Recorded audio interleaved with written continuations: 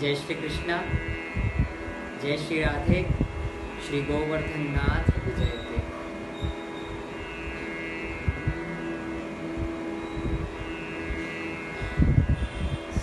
हरे कृष्णा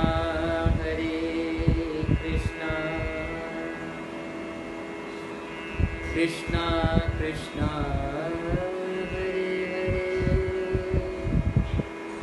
हरे, हरे Ram Ram Ram Hare Hare.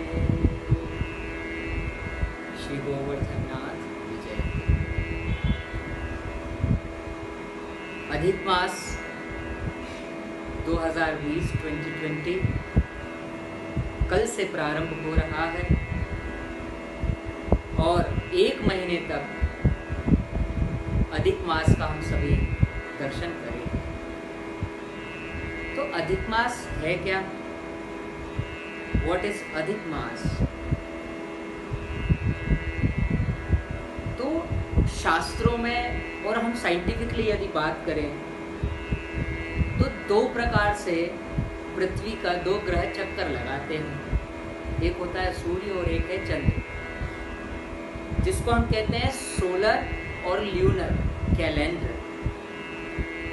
Solar calendar के हिसाब से सूर्य पृथ्वी की परिक्रमा 365 दिन में पूरा करता है और चंद्रमा पृथ्वी की परिक्रमा 354 दिन में पूरा करता है। तो 11 दिन का यह जो भेद आता है,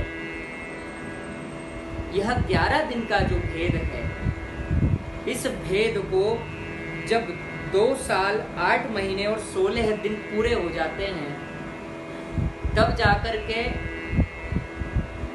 3 साल बाद में 1 मास की अधिकता होती है। तो सोलर और ल्यूनर कैलेंडर को बैलेंस करने के लिए ये 1 मास अधिक होता है। ये हो गया साइंटिफिक रीजन। अधिक मास क्यों और क्या होता है? तो हिंदू संस्कृति, सनातन संस्कृति के हिसाब से 12 महीना के अलावा 1 महीना और 13वां महीना ही अधिक मास। अब इसको अधिक मास क्यों कहते हैं, या कई लोग इसको मलमास भी कहते हैं और कई लोग इसको पुरुषोत्तम मास भी कहते हैं। तो अधिक मास की महत्वता या अधिक मास की महिमा आखिर है क्या? हम इस बात से सब अनभिज्ञ हैं। तो हिरण्यकश्यप जो था, उसने भगवान ब्रह्मा की विशेष तपस्या करी और तपस्या कर करके भगवान ब्रह्मा से अमर होने का वरदान मांगा।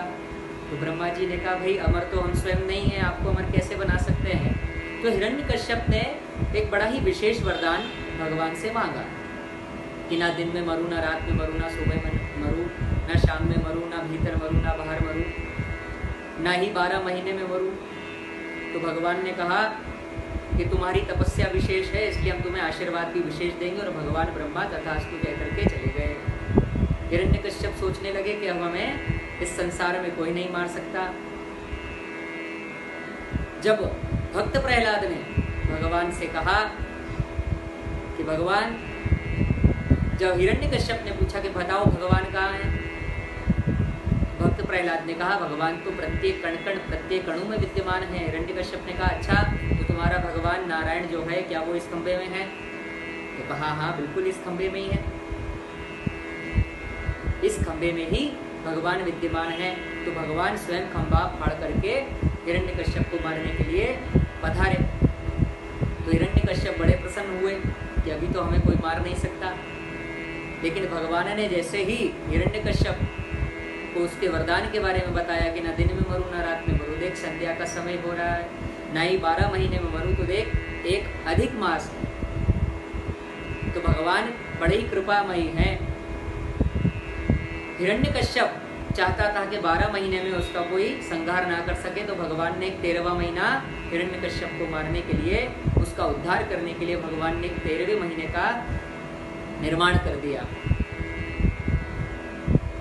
तो भगवान अपने भक्तों के लिए हर मनोरथ को पूर्ण करने के लिए 3 साल में एक बार इस अधिक मास को लेकर के हमारे समक्ष आते हैं। इसीलिए अधिक मास में भगवान नारायण की, भगवान श्री कृष्ण की विशेष उपासना, विशेष पूजन करने का महत्व है। इसका नाम ही अधिक मास है। यहाँ पर आप एक बार यदि मुझसे कृष्ण बोलेंगे या एक बार मुझसे आप नारायण बोलेंगे तो उसका अधिक गुना, कई गुना अर्थात 10 गुना अधिक फल उसका शास्त्रों में माना गया है या बताया गया है। यह अधिक मास की महिमा है। तो ये मल मास क्यों कहा जाता है और ये कैसे पुरुषोत्तम मास हो गया? तो जब मल मास का निर्माण भगवान ने कर दिया, और क्योंकि इसका नाम ही मल है, अब मल से सब लोग दूर ही जाते हैं, सब लोग भागते हैं कि मल से दूर, कचरे से दूर रहा जाए। तो यह जो मल मास की देवी थी वो भगवान के पास गई, भगवान नारायण के पास, और भगवान नारायण से कहा कि आपने हमारा निर्माण किया है, लेकिन हर महीना हिंदू शास्त्र में, सनातन संस्कृति में जो 12 महीने हैं, हर 12 महीने की कोई ना कोई विशेषता है। तो आपने हमारा निर्माण तो कर दिया 13वें महीने का, मगर हमारी कोई विशेषता नहीं है। लोग हमें मल मास कहते हैं और हमारा कोई महत्व नहीं है, लोग हमसे दूर भागते हैं, कोई शुभ कार्य हम में नहीं होता। तो भगवान ने कहा कि तुम बिल्कुल चिंता मत करो, जिसका कोई नहीं होता उसका मैं होता हूँ। तो भगवान श्री कृष्ण ने, भगवान श्रीमन नारायण महाप्रभु ने अपना नाम उस एक एक्स्ट्रा महीने को अपना नाम दे दिया, जिसका नाम हुआ पुरुषोत्तम मास।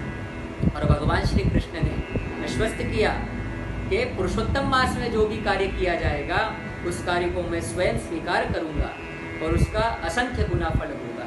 बस पुरुषोत्तम मास, जब से ही अधिक मास का नाम पुरुषोत्तम मास हो गया। अब मल मास में शुभ कार्य तो नहीं होते, लेकिन भगवान का भजन जितना आप इस मास में करते हैं उतना गुना फल आपको प्राप्त होता है। ये अधिक मास के बारे में विशेषता हमने आपको बतलाई।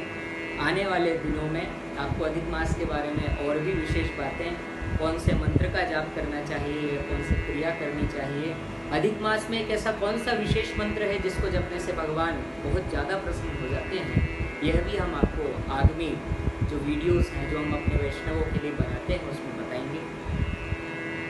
आप हमारे संस्थान के फेसबुक पेज से जुड़ सकते हैं, श्री शारदा वैदिक संस्थान सीहोर मध्य प्रदेश, फेसबुक पर इस नाम से पेज है।